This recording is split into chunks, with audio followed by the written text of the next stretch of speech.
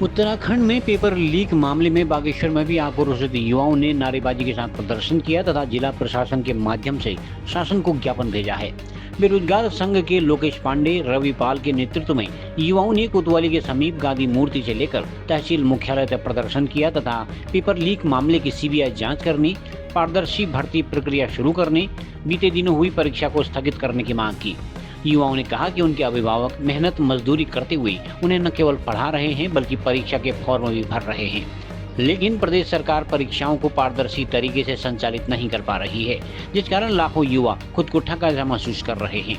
उनकी उम्मीदों पर पानी फिर रहा है। बेरोजगार संगठन के आंदोलन को पूर्व जिला पंचायत अध्यक्ष हरीश सेठानी, पूर्व ब्लॉक प्रमुख राजेंद्र टंगड़िया, संघर्ष वाहिनी के अध्यक्ष कवि जोशी, अंकुर उपाध्याय, गोकुल परिहार, रमेश कृषक आदि ने भी समर्थन दिया। सभी ने युवाओं की आवाज को जायज ठहराते हुए कार्रवाई की मांग की।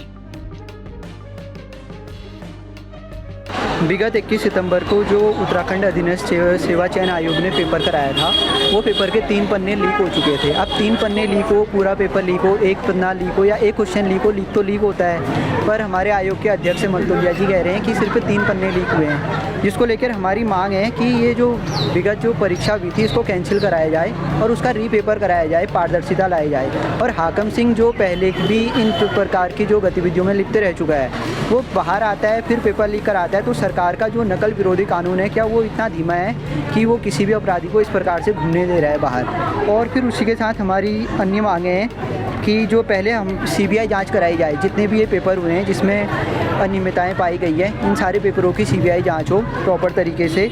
और अध्यक्ष जो है हमारे मर्तुलिया जी, उनसे इस्तीफा लिया जाए, क्योंकि जो इस प्रकार के भाषण देते हैं युवाओं के भविष्य के साथ पूरा का पूरा खिलवाड़ है।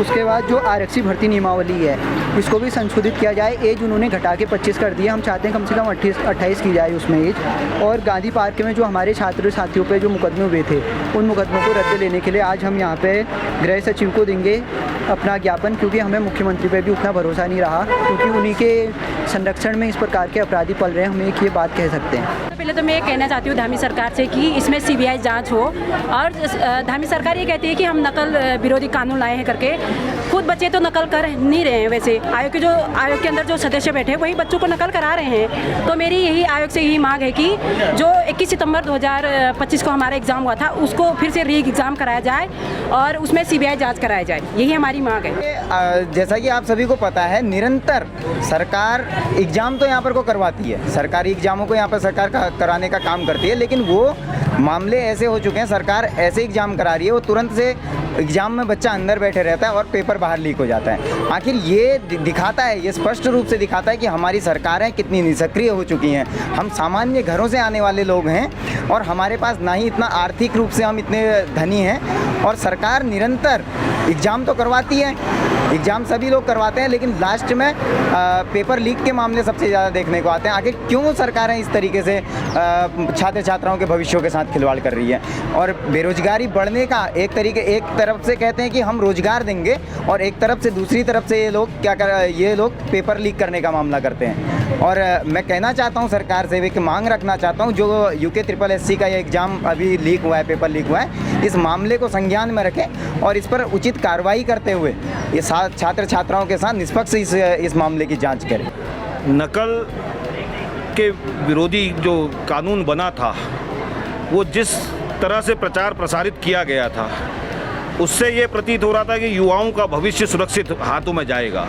लेकिन हर पेपर के बाद जिस तरह से लीक हो रहा है और सत्ता में बैठे लोगों के द्वारा अनंत गणत बयानबाजियाँ दी जा रही हैं, चाहे UKSSC के हमारे अध्यक्ष हों, चाहे इनकी पार्टी के प्रदेश अध्यक्ष हों, चाहे माननीय मुख्यमंत्री हों, चाहे पूर्व के मुख्यमंत्री हों, आपने इस कानून जो ये पेपर लीक हुआ है पटवारी और लेखपाल का, इसको आपने एक मजहबी रंग देने की कोशिश करी है। जिस तरीके से अगर हाकम सिंह को अगर आप देखते हैं, ऐसा प्रतीत हो रहा था कि हाकम सिंह दोबारा इसमें जेलों के सलाखों से बाहर नहीं आएगा, लेकिन आज पूरा प्रदेश के युवा प्रदेश के अभिभावकगण, पूरे देश में आज उत्तराखंड का ये आंदोलन नकल पेपर लीक का जो मामला है ये पूरे भारतवर्ष में फैल चुका है। इसीलिए मेरा आज सब पूरे आम जनमानस से दलगत राजनीति से ऊपर आकर आप कहीं ना कहीं इन बच्चों के भविष्य के लिए एक सुरक्षित, इनके भविष्य को सुरक्षित करने की लड़ाई लड़ने का काम करेंगे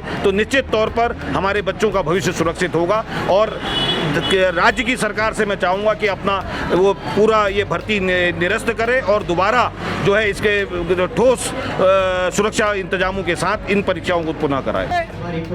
ये उत्तराखंड राज्य देवभूमि जो हमारी उत्तराखंड राज्य कहलाई जाती है उसके लिए बहुत बड़ी शर्मनाक घटना है।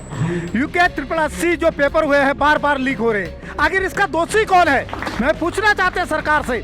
सरकार में बैठे जो हकम है, हकम सीख के हाकिम कौन है? इस चीज को हम पूछना चाहते हैं। आज हजारों लाखों युवा सड़कों पर उतर रहा है। क्या उत्तराखंड राज्य इसलिए बनाया था कि हमारे बच्चे पढ़ेंगे लिखेंगे, लास्ट में जो नौकरशाह है, जो राजनेता है, भ्रष्ट तंत्र है, वो पेपरों की नीलामी कर देंगे, हमारे बच्चों की नीलामी कर देंगे। क्या इसलिए उत्तराखंड राज्य बनाया था हमने?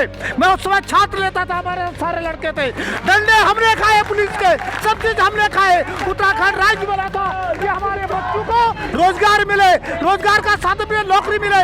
लेकिन आज 15 लाख में नौकरियां बिक जा रही है। हमारे बच्चों के साथ बहुत अन्याय हो रहा है। इसके पूरे युवा साथियों ने, तमाम गार्जियनों ने, सबने विरोध करना चाहिए। और ये भारतीय जनता पार्टी की जो सरकार बैठी है इसको इस्तीफा देना चाहिए। इस सरकार को भंग होनी चाहिए।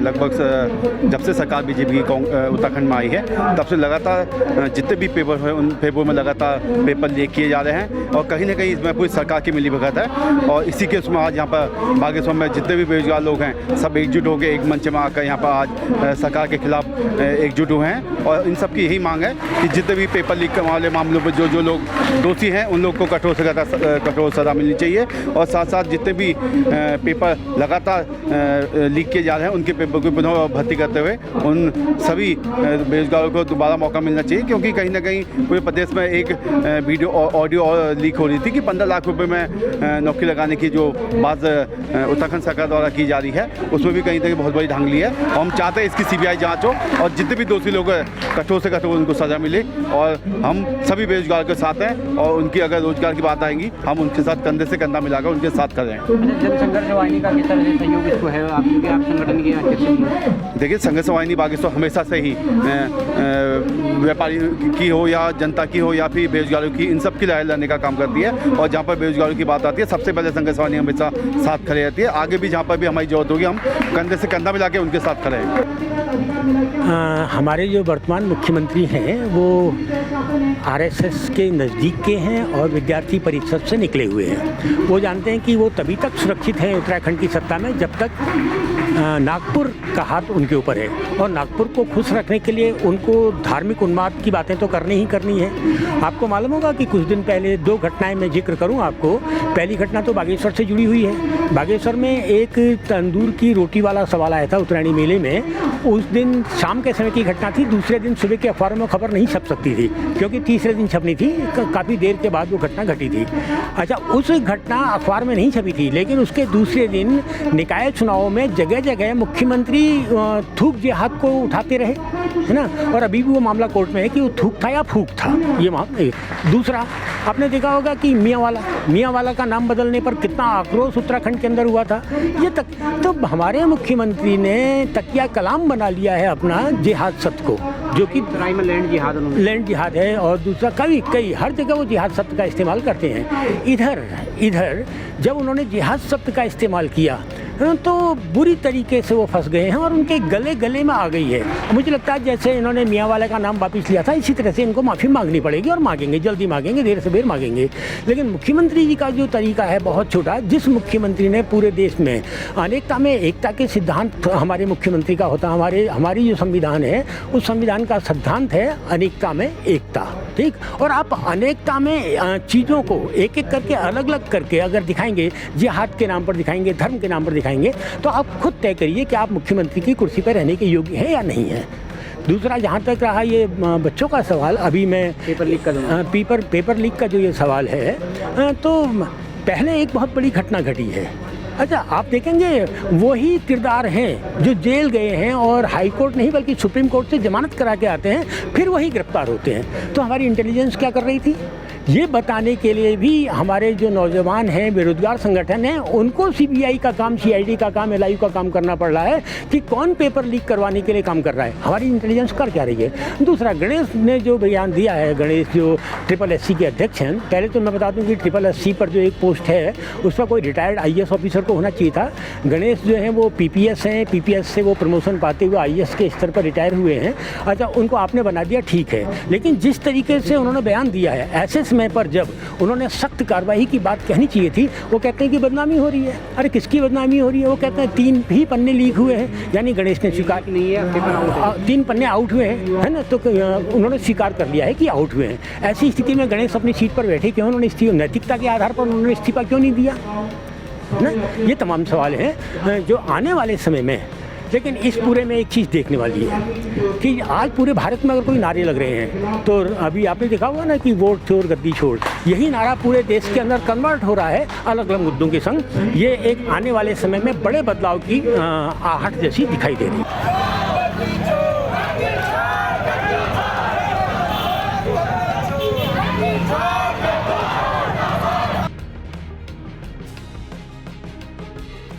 लोकल न्यूज़ 31 के लिए ब्यूरो रिपोर्ट।